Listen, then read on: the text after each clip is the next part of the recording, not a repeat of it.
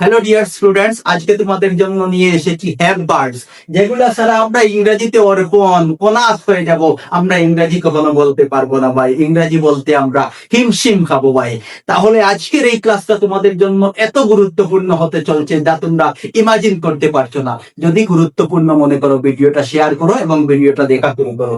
তো সর্বপ্রথমে তোমরা এখানে দেখতে পাচ্ছ আজকে যে ভার্বগুলা নিয়ে আলোচনা করছি, have, has, had, have to, has to এবং হ্যাড টু। এই ভার্বগুলা নিয়ে আজকে আমরা আলোচনা করছি। দেখো, হ্যাভ বা হ্যাজ আমরা কখন ব্যবহার করি? আছে অর্থে ব্যবহার করি এবং প্রেজেন্টের ক্ষেত্রে ব্যবহার করি। এবং হ্যাড আমরা কোথায় ব্যবহার করি?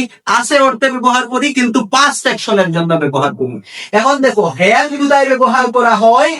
প্লুরালের জন্য। হ্যাভ কোথায় ব্যবহার করা হয়? প্লুরালের জন্য। হ্যাজ কোথায় ব্যবহার করা হয়? সিঙ্গুলার সাবজেক্টের ক্ষেত্রে, যেমন হি, শি, ইট, রাম, শাম, যদু, মধু।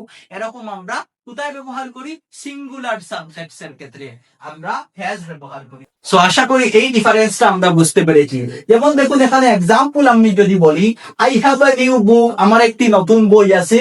দে হ্যাভ টু কার্স, তাদের দুইটা কি আছে? কার আছে। এখানে মালিকানা বুঝাতে কি ব্যবহার করা হচ্ছে? আছে বুঝাতে কি ব্যবহার করা হচ্ছে? হ্যাভ ব্যবহার করা হচ্ছে। এখন যদি আমরা সিঙ্গুলার সাবজেক্টের ক্ষেত্রে ব্যবহার করি তাহলে হ্যাজ ব্যবহার করতে হবে। যেমন এখানে দেখুন, থার্ড পারসন সিঙ্গুলার নাম্বার আছে। She has a beautiful dress, তার একটি সুন্দর ড্রেস আছে। হি হ্যাজ আ হেডেক, তার মাথা ব্যথা করছে।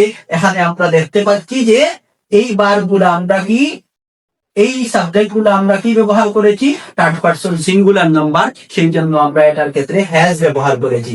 এখন হ্যাড কোথায় ব্যবহার করব? হ্যাড আমরা ব্যবহার করব পাস্টের ক্ষেত্রে।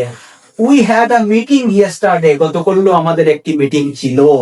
She had a Pat dog, তার একটি প্যাট ডগ আছে, মানে ছোট্ট ডগ আছে, মানে যেটা আমরাকে ছোট কুকুরের বাচ্চা, অর্থাৎ কুত্তার একটি ছোট্ট বাচ্চা, যেটাকে আমরা প্যাট বলি, প্যাট ডগ বলি।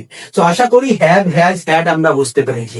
হ্যাভ, হ্যাজ কোথায় ব্যবহার করা হয়? হ্যাভ, হ্যাজ ব্যবহার করা হয় প্রেজেন্টের ক্ষেত্রে, PRESENT, প্রেজেন্টের ক্ষেত্রে।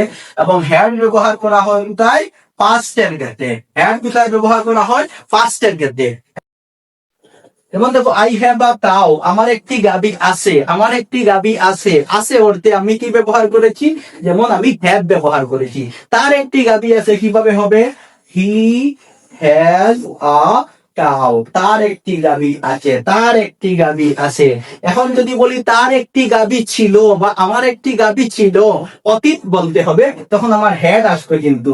যেমন আই হ্যাড আ কাউ বা he had a cow.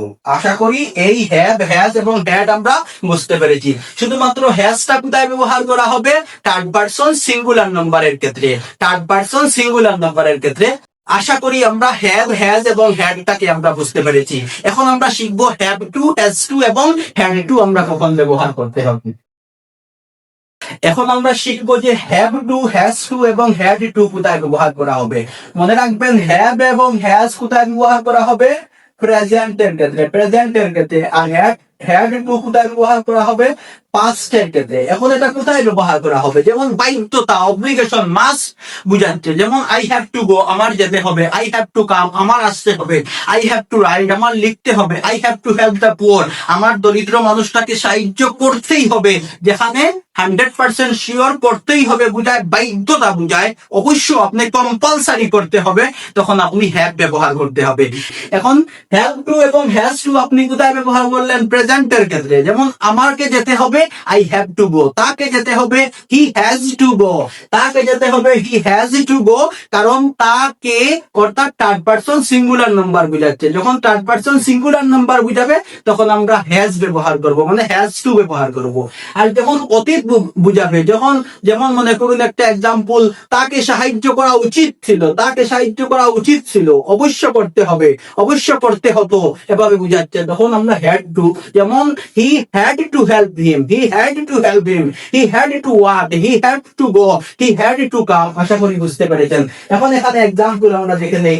I have to finish my homework, I have to finish my homework, আমাকে হোমওয়ার্ক ফিনিশ করতে হয়েছিল। They have to wear uniform, তাকে ইউনিফর্ম পড়তে হয়েছিল she has to wake up early, তাকে ঘুম থেকে খুব তাড়াতাড়ি উঠতে হচ্ছিল।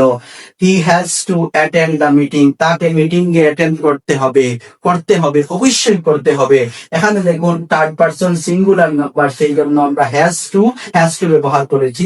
এখন বাকি নাম্বার গুলোর সাথে আমরা have to ব্যবহার করেছি, শুধুমাত্র থার্ড পারসন সিঙ্গুলার নাম্বারের ক্ষেত্রে has to ব্যবহার করেছি। এখন পাস্ট অব্লিগেশনের ক্ষেত্রে all সাবজেক্টের ক্ষেত্রে আমরা had to ব্যবহার করব।